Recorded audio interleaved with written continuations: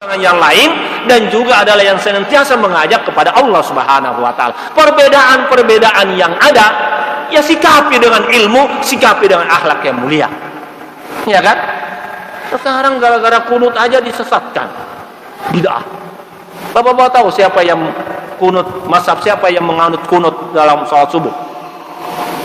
Hah? Bapak-bapak tahu siapa yang kunut mazhab, siapa yang menganut kunut dalam salat subuh? Hah? Mazhabnya siapa?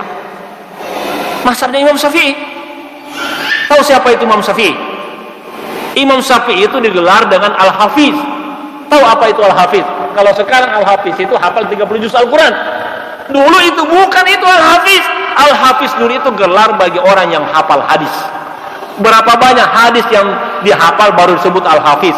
250.000 hadis. Jadi Imam Syafi'i itu di kepalanya tidak kurang dari 250.000 hadis.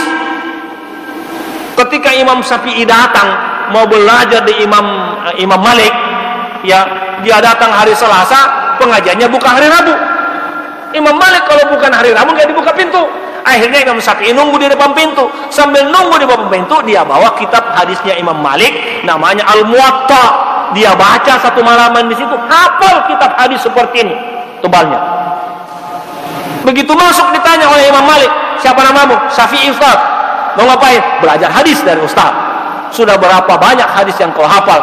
Dia katakan, saya sudah hafal Al-Muwatta. Ya benar aja, kapan kau hafal? Tadi malam. Imam Malik nggak percaya. Tes. Diteslah.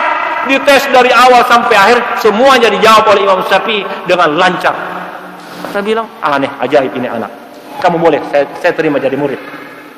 Tiba-tiba ada orang yang datang belakangan ini, hafal hadisnya hanya 3 hadis, 10 hadis. Itu pukul kalau HP-nya, laptopnya nyala, karena hadisnya ada di laptop. Begitu mati hilang pula hadisnya. Tiba-tiba mengatakan kunut itu bid'ah. Berarti mengatakan Imam Syafi'i ahli neraka, karena bid'ah sesat masuk neraka. Tega menyebut Imam Syafi'i ahli neraka, padahal dialah yang menulis kitab Ushulul Fiqh, sehingga kita bisa mengambil hukum-hukum dari hadis-hadis yang seperti bertentangan.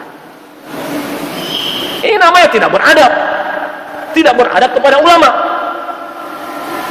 Imam Hambal aja sangat mengatakan, saya mendoakan Imam Syafi'i 40 tahun dalam hidupku setelah dia wafat. Selama 40 tahun saya doakan Imam Syafi'i. Padahal Imam Ahmad tidak kunut kalau waktu subuh. Iya kan? Imam Syafi'i kalau ditanya, Imam, bagaimana kalau kami sholat di belakang muridnya Imam Hambal, kan tidak kunut? Kata Imam Syafi'i, ya udah nggak usah kunut, dan tidak perlu sujud sahwi. Nggak perlu sujud sahwi, karena kunut itu bukan rukun. Ya kan? Subhanallah. Begitu Imam Ahmad ditanya, bagaimana kalau kita salat di belakang Imam Syafi'i yang kunut? Dia bilang, ya kunut. Amin. Baca amin. Karena imam itu untuk diikuti. Subhanallah, luar biasa kalau orang punya ilmu, orang punya akhlak yang baik. Nah, beginilah peran kita sebagai dai, memberikan pencerahan kepada umat dan mempersatukan umat ini. Jangan membuat mereka semakin terpecah belah. Ya, kita ikat mereka dengan iman akidah yang lurus, ibadah yang benar, akhlak yang terpuji, dan ilmu pemahaman agama yang baik, insya Allah. Nah, ini tugas kita sebagai seorang dai. Dan bapak-bapak harus tahu tantangan kita ke depan semakin banyak. Maka kita harus kuat dalam persoalan. Ya, karena musuh-musuh kita tidak peduli siapa yang mau kuat di kalangan Islam ini, NU yang kuat, Muhammadiyah yang kuat, tidak peduli mereka. Yang penting mereka ini berpecah. Maka kita jaga persatuan ini. Dahulu ketika kita berperang, daerah Sultan Hasanuddin kalah di Sulawesi, Imam Bonjol kalah, semuanya kalah. Begitu umat Islam ini bersatu dalam berjuang, Belanda diusir pakai bom runcing saja. Jadi persatuan inilah yang menjadikan kita kuat. Dan insya Allah NKRI ini akan dijaga oleh umat Islam. Maka kalau ada orang yang mengatakan umat Islam intoleran, itu orang yang tidak ngerti sejarah. Pancasila itu kan ciptaannya orang Islam. Iya kan? Siapa yang paling cocok dengan sila pertama? Agama apa? Ketuhanan yang Maha Esa. Islam. Jadi dari mana umat Islam itu anti Pancasila? Ya. Ini hanya ingin menjelek-jelekan. Tugas kita sebagai dai memberikan pencerahan kepada umat. Kita bangun kekuatan imannya, bangun kekuatan ukhuwah, bangun kekuatan dakwah, bangun pemahaman agamanya yang benar. Itulah tugas kita. Kalau ini kita lakukan, insya Allah umat ini akan menjadi kuat kembali, sadar kembali, dan insya Allah bangkit kembali. Saya rasa ini yang saya sampaikan. Assalamualaikum warahmatullahi wabarakatuh.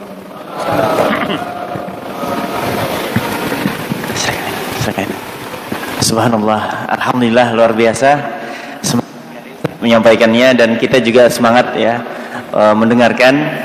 Dan peranan dai itu ternyata subhanallah luar biasa, tapi juga dia harus memiliki bekal ya menjadi seorang dai sebagaimana yang beliau sampaikan.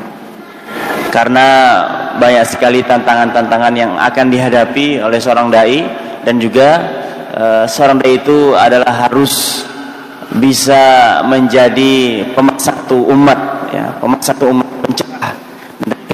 Dia adalah sebagai pegawai Allah Subhanahu wa taala. Baik, jemaah sekalian, wahfillah rahimakumullah. Tafadhal,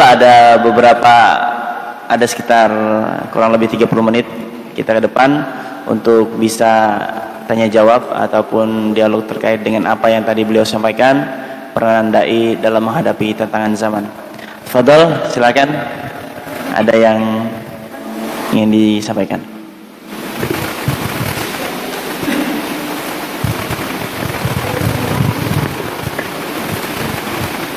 Ada? Oh ya, minta tolong sebelah sana.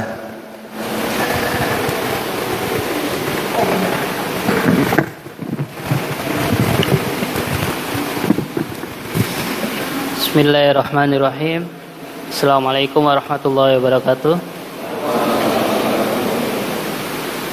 Alhamdulillah, ya saya bersyukur Pak Ustadz beritahukan bahwa Islam yang pasti kita silaturahmi, Islam anti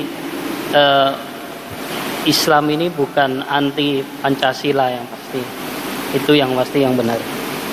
Apa Pak Ustadz, sejauh mana sih batas politik kita orang Islam ini berpolitik, terus kita bisa saling mengawasi satu sama lain? Dan kebanyakan di area politik, setelah orang Islam pun masuk ke daerah politik, itu sampai akhirnya jadi lupa nggak tahu, lupa daratan kah, lupa lautan kah, terus seperti apa, itu akhirnya jadi semua jadi hilang. Yang kita maunya biar bisa bersatu, tapi akhirnya semua jadi kacau balau lah.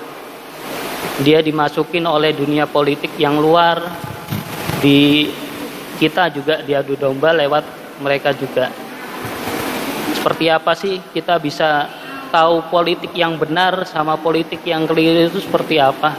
Dan maaf, mungkin saya masih muda dalam dunia politik, tapi Pak Ustadz, kalau saya sendiri, saya pribadi, saya ingin sekali bangsa ini sebenarnya bangsa yang kuat Islamnya, memang benar-benar Islam yang ikhlas kepada Allah, dan kita bisa lihatkan bahwa Islam ini di Indonesia bisa makmur gitu. Mungkin itu dulu Pak Ustadz. Assalamualaikum warahmatullahi wabarakatuh. Waalaikumsalam warahmatullahi wabarakatuh ya. Langsung ya Ustaz ya. Fadhil Ustaz. Tadi saya katakan ada korelasi yang kuat antara kekuasaan dan dakwah. Karena kekuasaan ini penopang dakwah. Jadi politik itu harus menjadi penopang dakwah. Tidak boleh bertentangan dengan dakwah. Makanya Allah mengatakan di dalam surah Hud itu, ketika Nabi Soleh berkata kepada kaumnya, wa ila samud ahahum soleh, ya qaumi ibudullaha, ya ma lakum min ilahin ghairu wa ansa'akum minal ardi wasta'amarakum fiha. Dialah Allah yang menciptakan kalian dari tanah dan menjadikan kalian pemakmur bumi. Jadi politik ini dalam rangka memakmurkan bumi. Seperti apa yang disampaikan oleh Ibnu Jarir At-Tabari tadi, ya, qa'imun bisu'unir ra'iyah. Politik ini harus melaksanakan semua urusan-urusan yang ada kepentingannya dengan rakyat, baik itu urusan dunia maupun urusan akhirat. Ya. Kalau kemudian ada orang yang masuk politik, kemudian dia menyimpang, ya tugas kita adalah menasihati mereka. Tapi, ya, saya sendiri berpikir, kalau politik itu dipegang oleh Islam, masih lebih bisa kita awasi, lebih bisa kita kendalikan daripada itu dikuasai oleh orang lain. Artinya mudahnya pun masih jauh lebih baik, lebih ringan dibanding dikuasai oleh orang-orang lain. Maka tugas kita sebagai orang Islam ini adalah bagaimana melahirkan pemimpin-pemimpin yang punya perhatian terhadap Islam. Ya minimal itu pemimpin itu adalah Muslim. Kecuali memang di daerah yang minoritas Muslim, ya susah juga. Mau diapain? Kayak di Papua gitu kan? Misalnya, ya susah menghadirkan pemimpin Muslim di sana. Yang mayoritas masyarakatnya non Muslim. Ya itu pengecualian. Ya. Dan perhatikan, Rasulullah Shallallahu Alaihi Wasallam mengatakan dalam sebuah hadis sahih bahwa kita umat Islam ini tidak bisa dilepaskan dari kekuasaan. Kata Rasulullah Shallallahu Alaihi Wasallam, kalian akan mengalami 5 fase kekuasaan, 5 fase pemerintahan. Yang pertama adalah fase pemerintahan berdasarkan sistem kenabian, itu sudah berlalu dengan wafatnya Nabi Muhammad sallallahu alaihi wasallam. Kemudian fase kekuasaan yang dipimpin oleh Khulafaur Rasyidin, itu juga sudah berlalu dengan wafatnya para Khulafaur Rasyidin. Kemudian fase kekuasaan dengan sistem kerajaan. Ya, sistem kerajaan.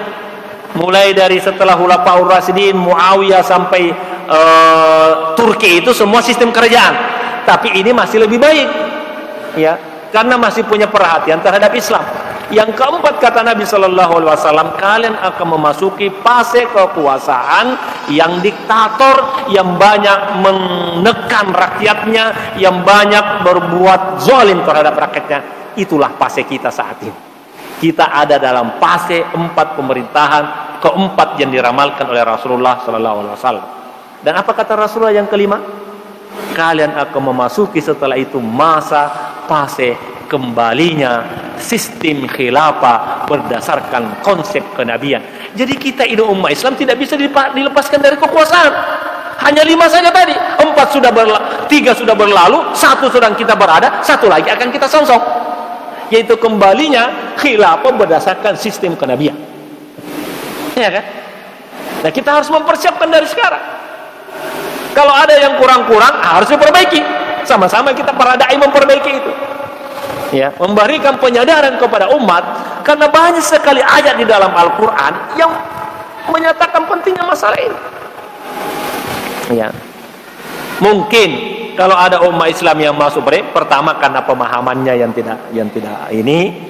Ya, karena memang dunia politik itu sekarang atau dunia yang tidak semua orang bisa bertahan di dalam dunia politik, kecuali orang-orang yang memiliki ketangguhan. Maka tidak semua juga orang bisa masuk ke sana.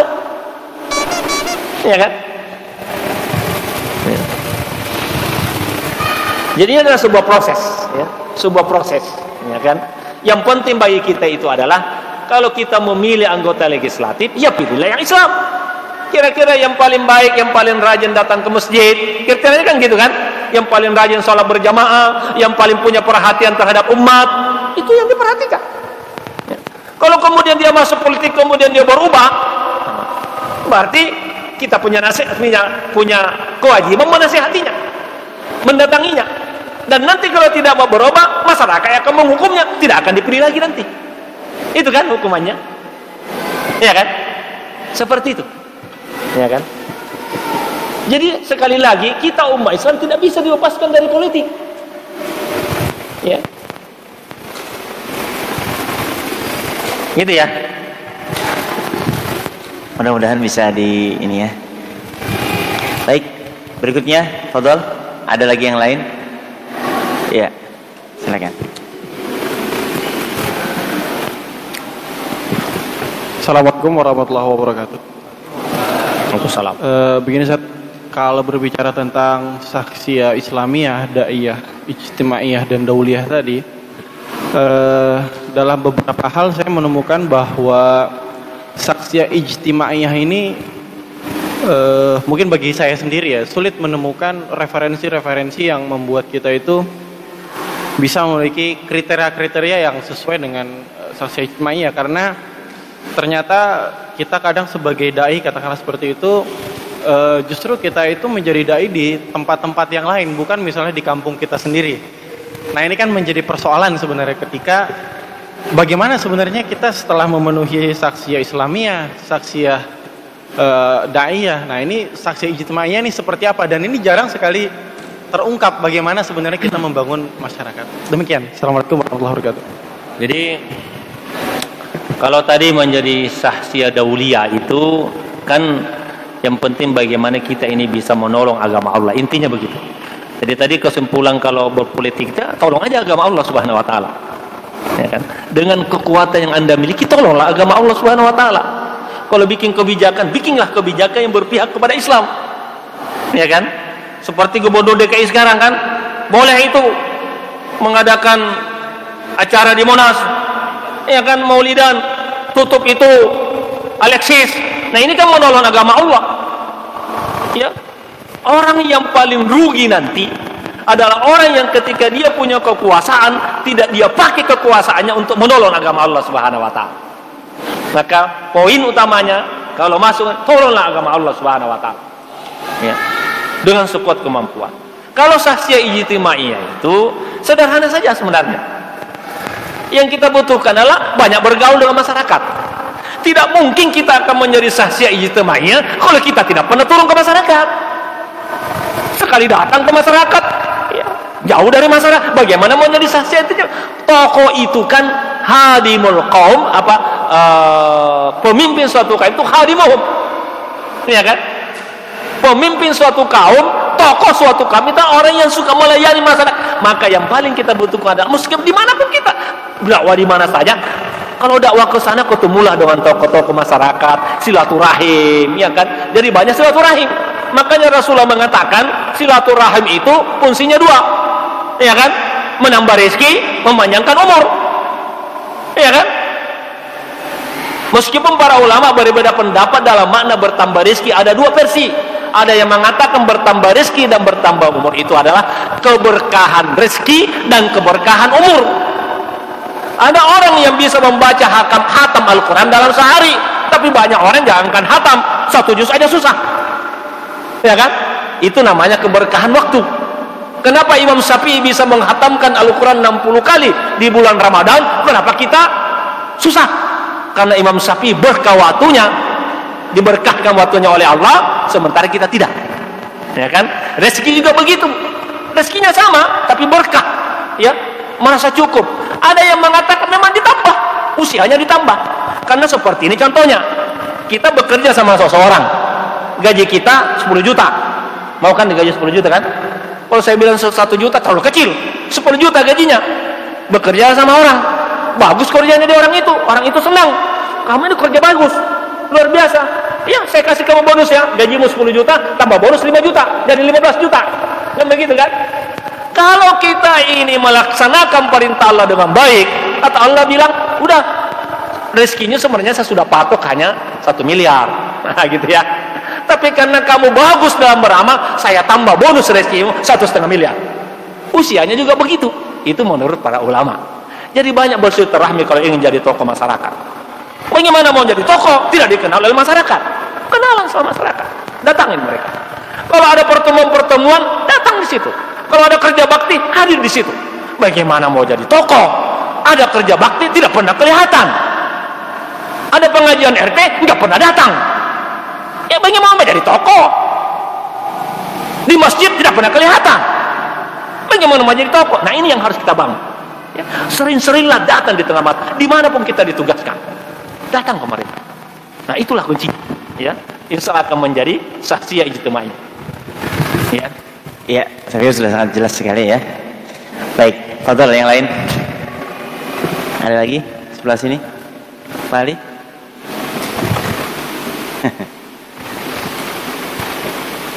Silakan. Pak Agus.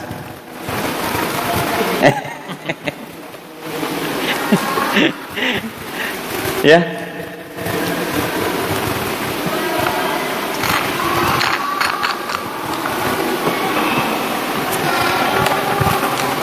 Oh, boleh. Fadhal. Bismillahirrahmanirrahim. Assalamualaikum warahmatullahi wabarakatuh. Sedikit mau mengharapkan ada jawaban dari Ustadz terkait fenomena. Kalau tadi Ustadz menjelaskan bahwa Islam bisa hilang di suatu daerah atau suatu negara, dan mungkin ini juga sudah mulai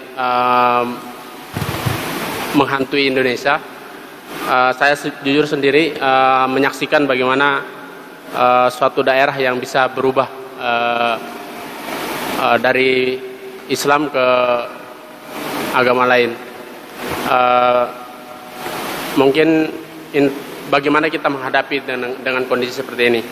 Kalau di media-media massa mungkin sudah sering kita lihat, dan mungkin juga beberapa waktu lalu kita kehadiran dari Ustadz dari Mu'alaf ya, menjelaskan itu. Tapi bagaimana kita menyikapinya?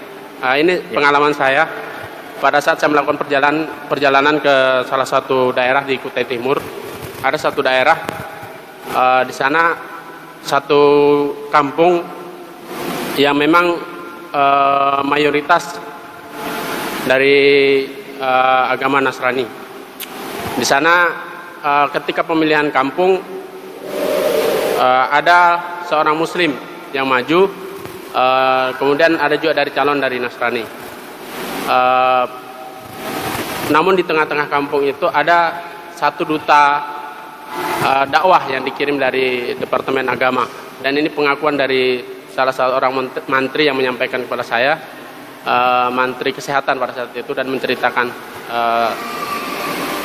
jadi ada tantangan bahwa ternyata masalah ekonomi pun bisa menghilangkan akidah. Nah, itulah yang dijadikan senjata pada saat itu ketika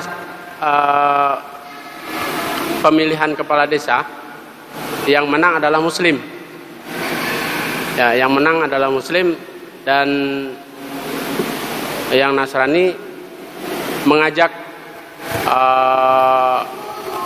masyarakat yang bukan beragama Muslim untuk berpindah tempat, dan mengajak orang yang Islam juga, yang Muslim, kalau mau mendapatkan mau masuk ke agama kami, diberikan tanah dan dibuatkan rumah. Dan ini menjadi tantangan kita, dan itu kalau dari segi harta. Dan selama ini juga kita selalu diperhadapkan tentang filsafat bahkan secara logika untuk menjatuhkan umat Islam, sehingga menarik orang-orang Islam untuk berpindah agama. Dan ini mungkin yang saat ini mungkin kita hadapi juga. Baik. Sederhana sebenarnya, seperti apa yang disebut oleh Allah di dalam surah Al-Isra ayat 80, kalau enggak 81 ya. Allah mengatakan iza ja'al haqqu wa zahaqal batil. Apabila al-haq datang, al-batil akan nyingkir. Jadi rahasianya lah, hadirkan hak di situ. Buatlah kegiatan-kegiatan keislaman yang semarak di tempat itu. Baik itu dalam masalah ekonomi, baik dalam masalah sosial, dalam masalah budaya. Masjid, dirikan masjid, ramaikan masjid. Kalau ada hari raya Islam, adakan lomba azan, alasan lomba pidato, siarkan semua ajaran ini, maka mereka akan menyingkir dengan sendirinya. Kenapa mereka subur? Karena kegiatan Islam tidak hadir di situ. Itu kan rumusnya. Iza ja'al haqqu wa zahaqal batil. Apabila al-haq lahir, al-batil akan hilang. Bagaimana merancang perekonomian mereka, ini juga harus kita tumbuhkan sumber daya. Jadi hadirkanlah kegiatan-kegiatan Islam. Makanya kegiatan-kegiatan Islam seperti maulid, siapa bilang itu bid'ah? Enggak ada maulid yang bid'ah. Terus kita mau ngapain? Oleh enggak, ini ada, gunakan pada saat maulid. Sebelumnya adakan lomba azan anak-anak. Itu akan menjadi berkesan. melatih anak-anak itu azan. Nanti kalau anak-anak yang juara azan ini jadi pejabat, begitu masuk ke dalam masjid tidak ada yang azan, dia azan luar biasa. Ketika dia azan, siapa itu yang azan? Pak Bupati. Lari semua anggotanya, cepat, Bupati sudah azan. Kenapa? Karena dulu pernah jadi ruaya azan. Jadi ini aktifkan kegiatan seperti ini, hidupkan di tempat-tempat itu. Ya, kalau ada dai yang diutus itu, tapi ini masalahnya dainya nggak produktif berarti. Masa dai dikirim ke situ banyak, tapi di situ malah yang hidup adalah agama lain. Nah, ini yang harus diperhatikan, karena dakwah itu harus produktif, harus muntijah, harus berhasil gitu loh. Ya kan? Bukannya sekedar datang ke situ tapi tidak melakukan apa-apa. Makanya tadi perlu basirum bisyasa, basirum bitadbir, punya faqih, alim, punya ilmu-ilmu yang lain juga. Kalau nggak bisa kerjasama, banyak orang-orang Islam yang punya keahlian, kita tata namanya manajemen tadi. Seperti itu insya Allah. Ya, sambil kita memohon kepada Allah Subhanahu Wa Taala. Ya, jadi seperti itulah, inilah insya Allah, ya kan. Hadirkan saja kegiatan-kegiatan yang ramai tentang Islam di situ. Adakan majlis-majlis ta'lim, pemahaman kepada masyarakat. Undang ustadz-ustadz kalau nggak ada di situ, insya Allah lama-lama akan biasa orang. Ya kan? Ayo, ya kan? Begitulah insya Allah, ya kan? Cara gitu ya. Ya. Iya. Boleh satu pertanyaan lagi kalau ada? Ya. Fadol. Ada lagi? Ada 10 menit. Masih ada 10 menit sebelum jam 10. Fadol, kalau ada yang ingin disampaikan? Ya.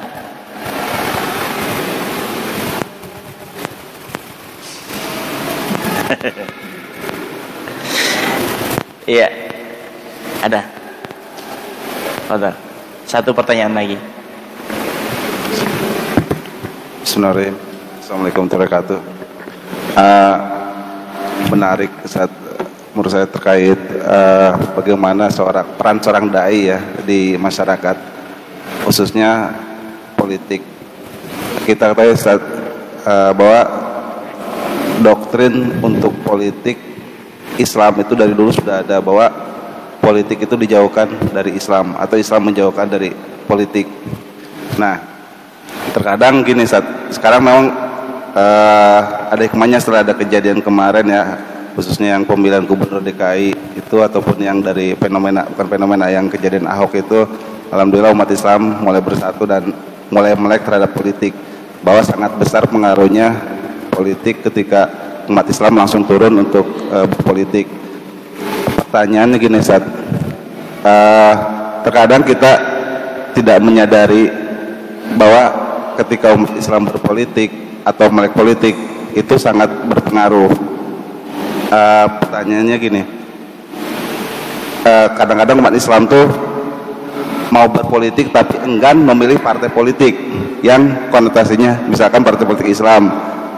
Kadang-kadang gitu, jadi karena mungkin doktrinnya gitu kan, doktrin dari awal gitu kan. Nah, bagaimana untuk menyampaikan ke masyarakat bahwa tidak selalu berpolitik itu memilih dengan partai politik gitu, Ustaz. Itu intinya bagaimana kita menyampaikan ke masyarakat tidak selalu berpolitik itu harus memilih partai politik gitu kan, Ustaz. Demikian, Ustaz. Terima kasih. Iya, jadi berpolitik ini kan intinya adalah kalau orang baca Quran, semua orang bisa, ya kan? Anak kecil juga bisa. Bahkan ada anak kecil 2 tahun hafal Al-Quran, kalah kita. Sholat juga semua orang bisa, ya kan? Tapi ada kebaikan-kebaikan yang tidak semua orang bisa melakukannya. Misalnya tanda tangan sebuah kebijakan yang berpihak kepada Islam, memang kita semua bisa melakukan. Itu hanya bisa dilakukan oleh penguasa. Nah, maka ketika ada penguasa muslim ini, kita dekati supaya dia membuat kebijakan-kebijakan supaya tanda tangannya itu menguntungkan umat Islam. Itulah intinya. Kalau dia bukan Islam, bagaimana mungkin kita bisa mengajak dia untuk membuat sesuatu kebijakan yang bersesuaian dengan Islam? Iya kan? Kan tidak mungkin. Kan tidak semua orang. Dan amar ma'ruf yang paling tinggi apa kata Nabi? Ya? Apa kata Nabi kalau kalian melihat kemungkaran?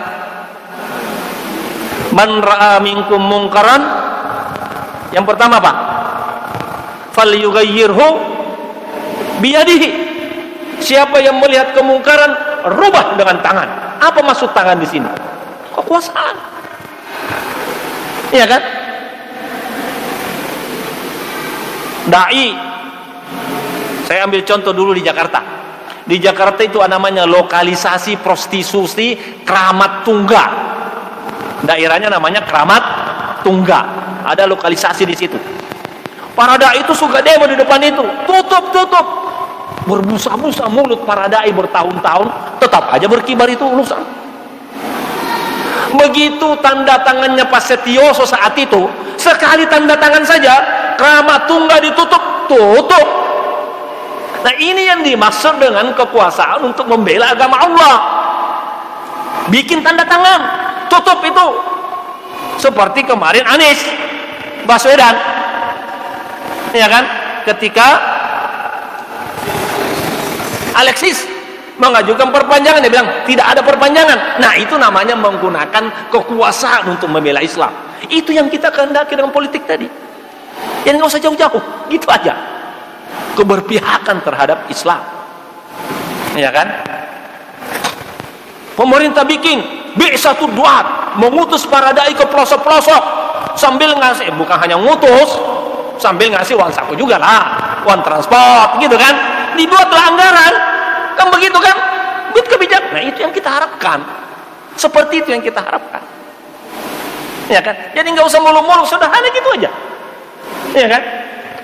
Nggak usah macam-macam. Kita ingin tanda tangan itu digunakan untuk membela Islam, ya kan? Bikin kebijakan, setiap imam masjid dikasih insentif, ya kan, supaya rajin datang ke masjid, ya kan? Ini yang kita harap, kayak gitulah yang kita harapkan. Makanya kita sampaikan kepada masyarakat, ini untungnya seperti ini, ya kan? Banyak orang yang dimurtadkan, dikirim, penguasa kirim dai-dai yang punya pengalaman ke sana, bertugas di tempat itu, ditempatkan di situ, dikasih gaji 1 bulan 15 juta, masa nggak mau? Ya kan? Nah, masalahnya kalau cuma digaji 1 juta, mikirin ini 1 juta, jangankan ini, uang bensin aja habis, iya kan? Jadi kasih yang pantas gitu kan. Yang saya salut itu adalah Turki itu luar biasa, perhatiannya luar biasa, dan rela mengeluarkan uang yang banyak. Makanya saya kalau berdoa kepada Allah adalah salah satunya, ya Allah, jagalah pemimpin-pemimpin kaum muslimin yang berpihak kepada Islam. Saya sebutkan, jaga dan peliharalah orang-orang seperti Erdogan, dan perbanyak orang-orang seperti dia. Perbanyak negara-negara seperti Turki. Jadikan Indonesia ini adalah negara yang punya keberpihakan terhadap Islam. Itulah doa-doa kita kepada Allah Subhanahu wa taala. Ya. Kita jangan pernah putus asa. Itulah yang kita maksud tadi dengan politik untuk Islam. Ya kan? Kan tidak mungkin pemimpinnya suka bermaksiat, suka ke karaoke, non muslim, kita suruh ngirim doa kepada, enggak mungkin lah. Ya kan? Hanya orang yang memang paham masalah itu, ya kan? Jadi kita harus bersatu dalam masalah ini. Kita siapkan kualitas kita sebagai dai, ilmunya, pemahamannya, ya. Nanti ketika dibutuhkan berangkat. Gitu, insya Allah. Ya, jadi sederhana aja gitu ya. Jadi nggak usah kita terlalu jeli-jeli memahami, sederhana saja, ya kan? Semua urusan-urusan yang ada maslahat untuk Islam kita dilakukan oleh dengan bantuan, sokongan oleh pemerintah tadi yang begitu, ya kan? Saya bisa datang ke sini karena diundang oleh bupati.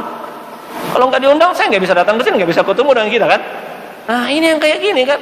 Orang yang bisa mengundang dai datang ke sini adalah mereka pemimpin yang punya perhatian terhadap Islam. Kalau nggak mungkin lah, ya kan? Hanya kita bisa ketemu, silaturahim, tukar pikiran. Ini kan namanya tukar pikiran, ya kan? Mudah-mudahan dengan silaturahim ini Allah buka keberkahan bagi kita semuanya, ya kan? Karena silaturahim itu luar biasa manfaatnya, ya. Salah satu bahaya kalau memutus silaturahim, kata Allah Subhanahu wa taala. Allah mengatakan dalam sebuah hadis Nabi menjelaskan, amal-amal kita ini, amal soleh kita itu dibawa kepada Allah di setiap hari Kamis. Maghrib Kamis itu dibawa oleh malaikat menghadap Allah Subhanahu wa taala. Semua amal-amal soleh kita. Lalu Allah menerima semua amal-amal soleh kita kecuali amal orang yang memutus hubungan silaturahim. Makanya kenapa Rasulullah mengatakan orang yang memutus hubungan silaturahim tidak masuk surga, karena amal-amalnya ditolak oleh Allah Subhanahu wa taala. Kalau amalnya ditolak, apa yang bisa mendatangkan rahmat? Rahmat itu datang kepada kita karena amal kita. Makanya Nabi mengatakan tidak seorang pun di antara kalian bisa masuk surga karena amalnya, hanya karena rahmat Allah. Rahmat itu datang karena ada amal. Kalau nggak ada amal, bagaimana dapat rahmat? Paham gitu ya? Nah, inilah caranya kita menggabungkan antara ayat dengan hadis. Tidak bertentangan, ketemu juga gitu. Ya, nah kita silaturahim ini insya Allah akan menurunkan rahmat Allah Subhanahu wa taala. Amin amin ya rabbal alamin. Maka sering-sering aja undang saya ya. Insyaallah. Assalamualaikum warahmatullahi wabarakatuh. Waalaikumsalam warahmatullahi wabarakatuh. Baik, terima kasih Ustaz. Alhamdulillah banyak sekali pencerahan buat kita sekalian, khususnya bagi para dai, bahwa kita harus memiliki yang pertama adalah bekal ya, bekal dai itu sendiri, yaitu bagaimana ia mempersiapkan dirinya menjadi saksiyah Islamiyah, kemudian saksiyah da'iyah, lalu kemudian juga saksiyah ijtimaiyah, bermasyarakat, bersosial, dan akhirnya sampai kepada saksiyah dauliyah. Jemaah sekalian yang dirahmati Allah Subhanahu wa taala, mudah-mudahan apa yang beliau sampaikan bagi kita ini satu ilmu, dan kemudian kita bisa menerapkan, mengaplikasikan dalam kehidupan kita, baik itu sebagai seorang dai ataupun individu kita sendiri. Dan mudah-mudahan kita berdoa kepada Allah Subhanahu wa taala, kita bisa di lain waktu insyaallah, mudah-mudahan kita bisa ketemu lagi dengan beliau, karena beliau besok insyaallah setelah mengisi acara maulidan di Masjid Agung Baitul Hikmah, kembali di Bontang Ustaz ya, di Bontang. Mudah-mudahan beliau selamat sampai di tujuan. Amin ya rabbal alamin. Terima kasih kepada wafilah rahimakumullah jemaah sekalian yang sudah berhadir untuk mengikuti kegiatan kita pada malam hari ini, dan juga sekali lagi kepada Al-Ustaz, mudah-mudahan sebagai amal buat kita sekalian. Hamdalah dan doa kafaratul majlis. Alhamdulillah rabbil alamin. Subhanakallahumma wa bihamdika asyhadu an la ilaha illa anta. Assalamualaikum warahmatullahi wabarakatuh.